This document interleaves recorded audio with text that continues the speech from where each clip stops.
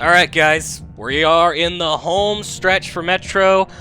I'll be upfront about this, I've actually already done the ending of this once and then lost all the footage. So, we're doing it again. It does mean I'm prepared for what's happening, and I can tell you right now, this is it. This is the last episode. This is the final day of Metro 2033. We have to climb this big-ass tower and kill the monsters, and then we are done. We are done the game. So, let's get into it. Let's get to it. Oh no! That car from the start of the game, oh no! If I don't sound super excited at parts, it's because remember, I just played through them literally like 20 minutes ago. So, yeah, that's a thing. Less than happy about that. Did you hear that? Listen. Oh no, it's the monsters. It's monsters and the sound of metal creaking. It's unnecessary spooky noises. So let's go shoot some stupid things. Let's go shoot some stupid nasalices. Stupid mutant dog monsters. Oh no! Lightning! I don't even have an ammo counter. Oh, there it is. Oh god, I've got no bullets in this gun. Use the Hell Breath, which is the name of this thing, I think. It's a big crazy lightning gun. That's barely hitting anything. Because it kind of sucks. Oh man, that's gone poorly. That said, I mean this part ends the same way it does the first time, with me getting attacked by shit, with me dying. So I'm not even gonna waste the health kit, because then this part happens, and I don't die. Instead, we get saved by somebody. Demons! The demons come, and we get saved, and then then the level starts, basically. Again, if I'm sounding a little blasé, there are reasons for this. Oh no, stupid bat monster things that don't make any sense. What would these even spring off from? They're like reptiles. I don't even know if Russia has that many lizards. Especially this part of Russia where it's all snowy and shit. Then again, Moscow, I want to say Moscow actually gets fairly temperate, from what I have heard. It's not nearly as, like, it's not a fucking ice-bitten wasteland. It's not Siberia. There are parts of Russia that look like what you think of when you think of Russia. But it's not Moscow. It's not the parts of Russia where people, like, actually live. It's generally the parts of Russia that, like, people explicitly stay away from. Because it's a cold, frost-bitten wasteland. Then again, nuclear winter, whatever, they got that excuse. It doesn't have to be realistic to the way Russia's climate generally actually is. That wouldn't make any sense. Instead, it's all cold because, I don't know, nuclear wastelands. Why does it get cold when bombs drop? When the bombs drop? If I remember correctly, it's just that, like, basically they blot out the sky, so you don't get sunlight. So it gets cold. And it snows, I guess. But you think the condensation we all fucked up? I don't know. I don't have a master's in nuclear physics or anything. I couldn't tell you. I just know that is a trope. That the bombs drop and shit gets cold. And then, you know, mutant dogs come out and you shoot mutant dogs. That is also part of pop culture for some reason. I don't know why every fucking post-apocalyptic wasteland thinks dogs are gonna survive. I mean, yeah, there's a lot of them, but we've bred them to the point of almost uselessness in the wild. You know, we've made, like, crazy dumb fashion dogs. Those things aren't gonna survive. Your Pomeranian isn't gonna make it through the nuclear wasteland. I hate to tell you. Okay, so I gotta be careful. I gotta follow Miller, because there are totally more monsters. And if you're sitting around collecting shit, they will come totally fucking bite you in the ass while you're doing that. Grab all that stuff. Oh god, I want to stay with him. Because I really don't want to be attacked by random fucking monsters. These ones, specifically. Which Miller will totally let run by you like an asshole and go bite you while you're looting stuff. Because Miller is a terrible partner. He's not nearly as cool as Bourbon. I miss Bourbon. For as fucking useless as Bourbon could be with his everyone hates him and he's got bad connections at every station, he at least helped out in combat. And he was fun. He had a way better accent than most of these guys. He was all speaking like this, I am Bourbon. No one else did that. Okay, let's go find the way to the club. Alright, there's a safe over there that I can't open because I don't have the key and I'm not going to look up for it. So let's just follow Miller. That's what we're going to do. We also don't really need to worry about our gun too much more because there's not really anything else we gotta... There's not really anything else we have to worry about fighting. Now it's just time for crazy bullshit. We're at the part of the game where it's just like, hey, do you want some mind fucks? We got them for you. Also, first-person platforming. So, yay! I don't know what he's talking. What? We're going to the top? Got it. Elevator? Cool, man. Thanks. Okay, I have an idea. Climb on top of the elevator. I can do that. We will try to unlock the counterweight stopper. And by we, he means him. I'm just gonna stand around watching. Because for some reason, they don't want to make this a quick time event, even though there's been a bunch of other quick time events already. It's just gonna be him doing it. Come on! Come on, sugar! Well, he swears at it in Russian. That's how all Soviet technology works. If you swear at it in Russian long enough, eventually it just works. Need to operate an old Soviet tank? Just swear at it for a while. Call that thing just a complete dirty motherfucker in whatever the Russian equivalent of that is, and then it'll start working. Popular culture has taught me anything. That's how Soviet technology works. That's a real pretty city. Kind of. I bet that was a real pretty city. I survived! Yay! Now I have to go climb up to Miller. Get up here. Skip all the stuff that's full of monsters and nonsense, like that monster and his nonsense. Get low, and then go low. And so there's a trick with this. If you don't move forward while that monster is there pushing you forward, you can get trapped in that little box area and the monster will kill you. I speak from experience. It's a real pity when that happens too, because it's confusing and there's nothing you can do. Also, this whole tower, like, there's all sorts of weird snaggles of iron coming down. Lots of great places to catch yourself on. Like, this whole... I'm not a fan of the end of this game, is what I'm trying to say. It's neat, and it's an appropriate end. It's an appropriate kind of summation to the events, but there's some nonsense going on. Just like from a gameplay point of view, there's lots of real bad places where the geometry catches you. It's not fun. It's not fun. Over this way. Oh God, get over there. Yep. There'll be a monster somewhere, I'm sure. Oh, there's Miller. Hey, Miller. I'm gonna back off because story's about to happen. Look at all that story, and then I shoot that monster in his face. Look at me shoot him with this narrative. Look at this deep narrative. We had feelings together, monster.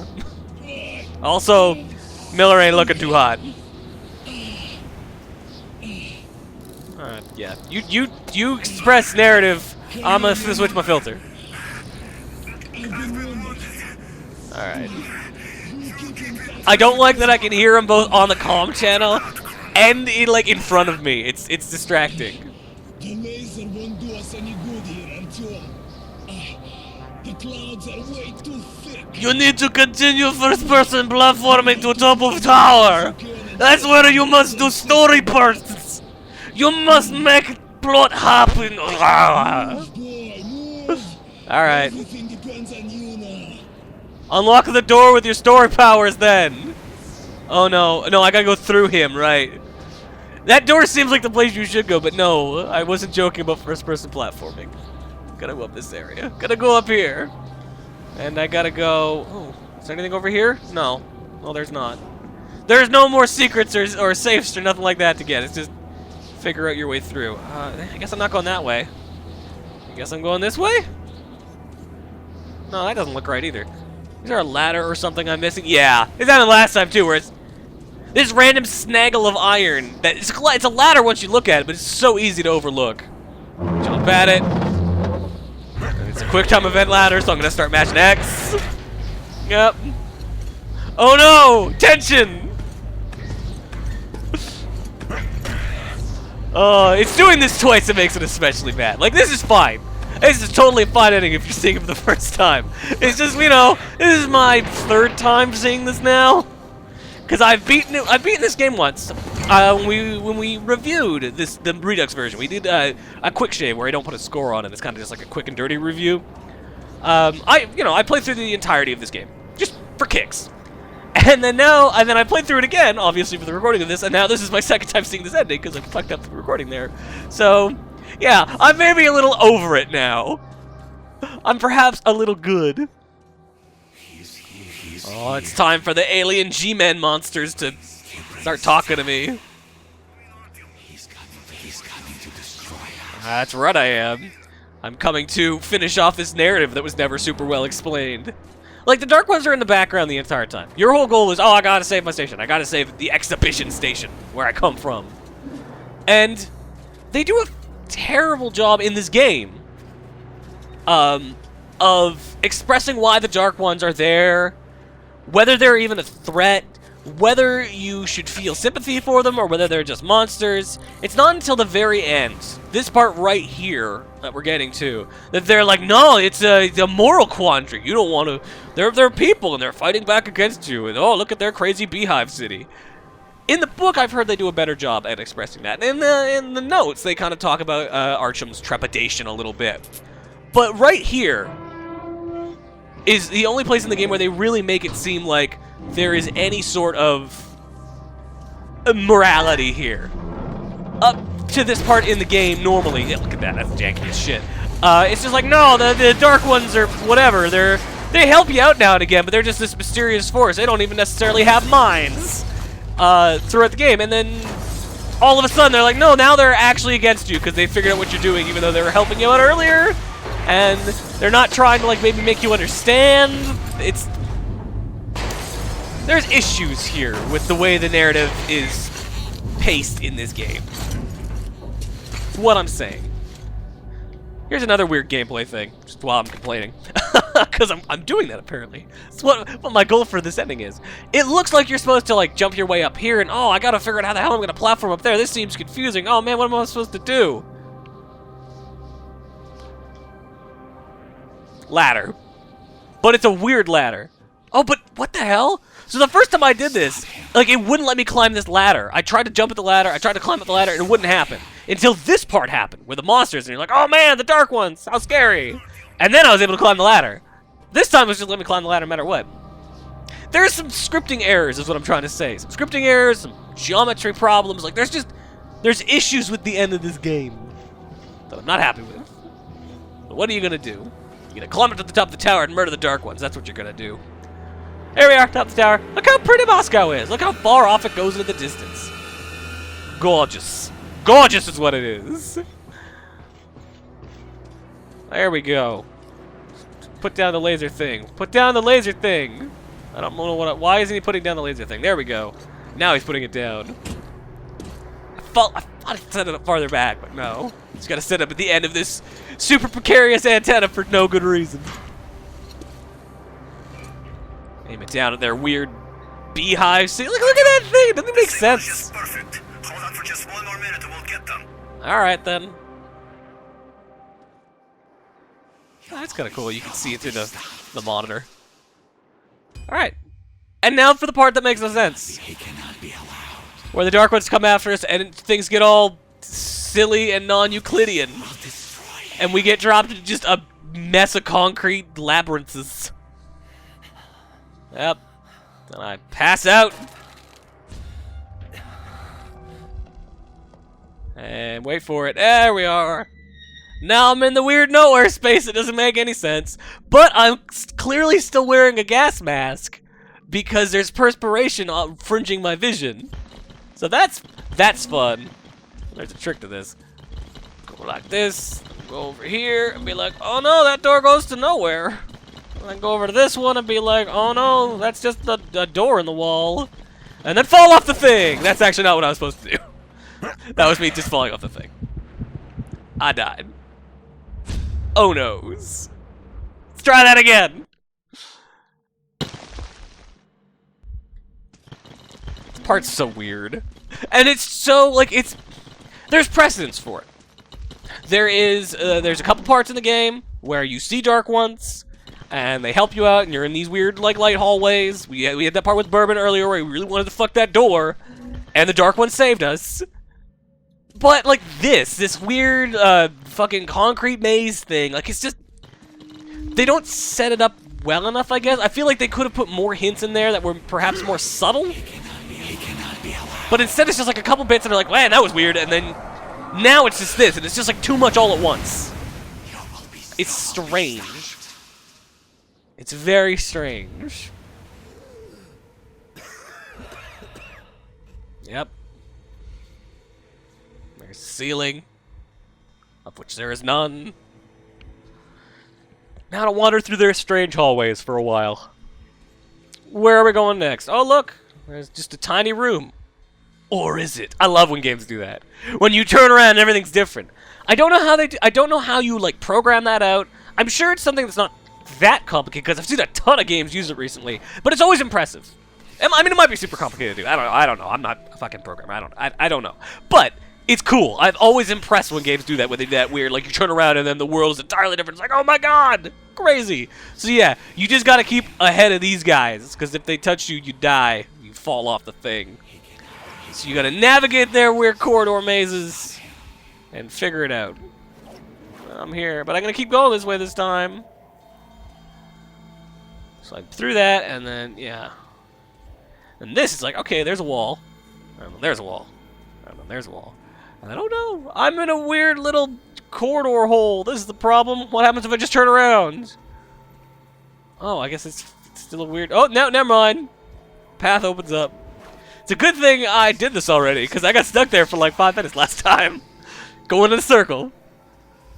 Trapped in a spiral of my own emotions. Is what I assume that metaphor is supposed to be. This part, this part looks like a moral choice. There's that part, and then there's these guys. Hey, guess what? Guy yelling help, and then this guy's just like, come to me. Guess what? You go to the guy who killed all the monsters, because you're trying to kill all the monsters. Go to the other guy, you just fall off the thing and die. They make it look like it's a moral choice, and this way the story is kind of paced, I guess. It feels like it should be a moral choice. You should have the choice to at the last minute be like, no, I spared the dark ones because I am good hero man. But you don't actually have that choice. To beat the game, you have to murder all the dark ones. That's something that's gotta happen. No ifs, ands, or buts. No ifs, ands, or no genocides. Alright. Go through this part. This part also, you know, this looks cool. I like when the stuff comes up out of the ground, like that's another neat trick games do a lot of these days, especially artsy ones. And we played something not too long ago, Lemma, where the whole game is basically this. It's weird, concrete kind of forms, weird cyclopean architecture coming up out of nowhere. All very, like, Lovecrafty kind of. And you can go from there. No, that way doesn't go nowhere. I gotta go this way. And jump over shit. Look at all this shit I gotta jump over. Oh, yeah, but I totally did not land on that. Like, it's not hard necessarily. It's just kind of weird.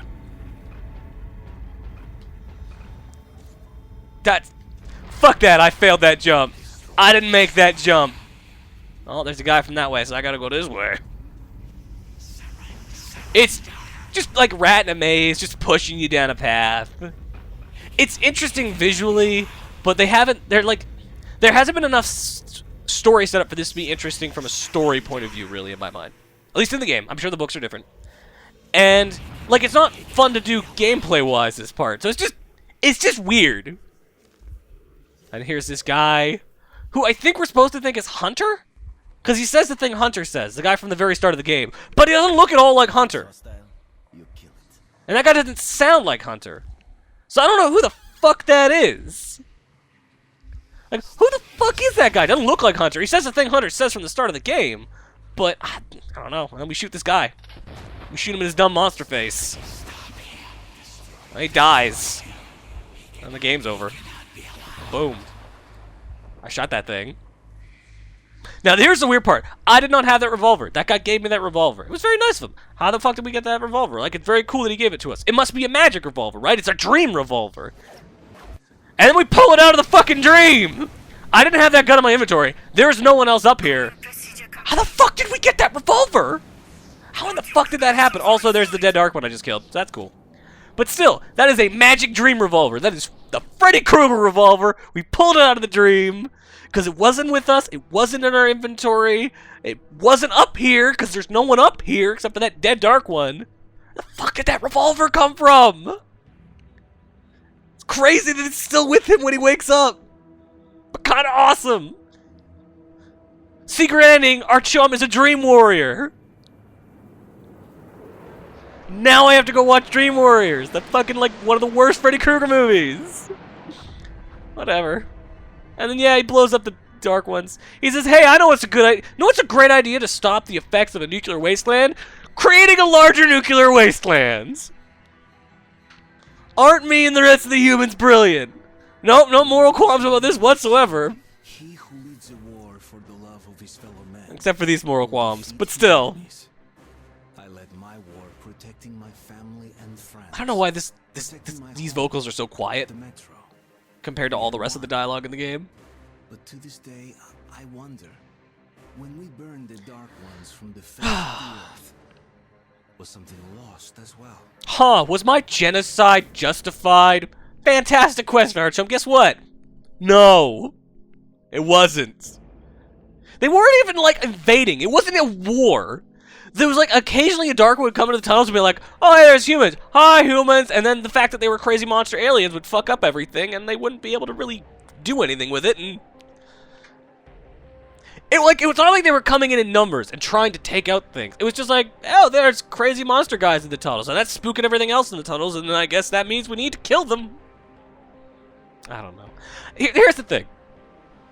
From what I've heard, the book is much better at creating a sense of dilemma in Archum. A sense of feeling that maybe what I'm doing is wrong and kind of moving it between that. The game doesn't, because Archum is a silent protagonist in this, because you are placed in his shoes and you are projecting onto him. You don't get that because you don't have that backstory, and they don't do a good enough job of putting the Dark Ones front and center to be like, hey, these are people, essentially. These are a sentient race that you need to consider as such. Instead, you get a couple scenes of them.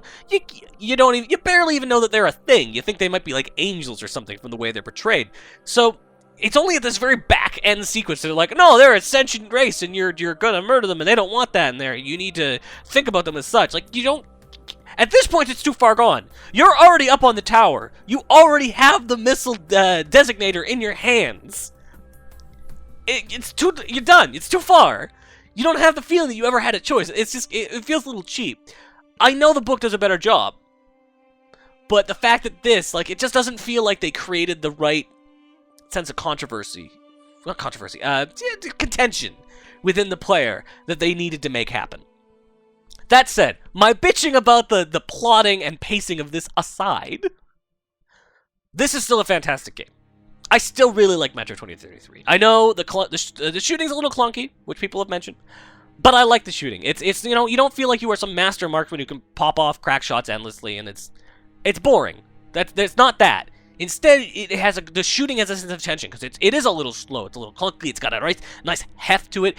You get a little scared because you're shooting horrible monstrosities with a gun made of tin cans, and it plays and feels as such. It gives that good feeling of what the game is trying to put forward. And for as much as the story is not well told here necessarily, the bones of a good story are still here, and the general tension and the world of the Metro is really well brought forward. Like, the best thing this game does is atmosphere. It has a amazing atmosphere. There's so many perfect little touches, little lines from people, just little bits of visual design, seeing how, like, both cozy and dirty the sleeping cars are, seeing children playing in, like, the muck on the side of a hallway with, like, an old toy, guys in ugly, shitty track pants, tending pigs and bazaars filled with people selling just like weird, crappy household items because those things are in high demand because you can't go make them anymore. Like, there's so many little snippets of great atmosphere building stuff here, and it just feels so cohesive as a result. It's something the second game does even better, in my opinion, and that's kind of what makes it worthwhile. You really feel like you're going into a world with Metro 2033, and that's not something that many games do super well. Like, BioShock is obviously the big example of one that also does, but BioShock can feel contrived at times. The Metro stations, like the actual Metro station areas in Metro 2033, they feel like places people would live in. They feel like places people would be, for the most part. They don't feel like levels, and that's what makes them interesting. So that's Metro 2033. All issues I have with it aside, it's a fantastic game. Totally worth checking out. I love it. The sequel's really good too. We'll probably play that at some point, but not right now. So what are we doing next? I don't know. I haven't decided yet. But we'll be starting it next week. For the rest of this week, obviously this is like one episode. I know it's super short. I kind of thought there was more to the game. I was wrong. Just kind of ended up like this.